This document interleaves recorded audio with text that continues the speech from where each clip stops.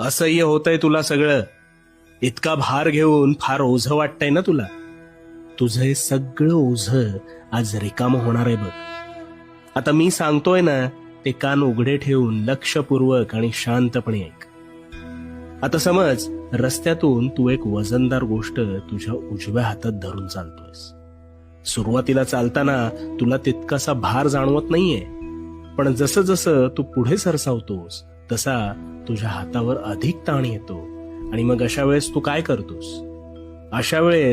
तू काय करतोस तर ती गोष्ट तात्पुरती का होईना खाली ठेवतोस अथवा दुसऱ्या हातात घेतोस. का? कारण भार झेपेनासा झाल्यावर त्यावर त्याच वेळी तू तत्परतेने मार्ग काढतोस आणि त्या हातावरचा भार टाळतोस. मग यातून काय कळलं?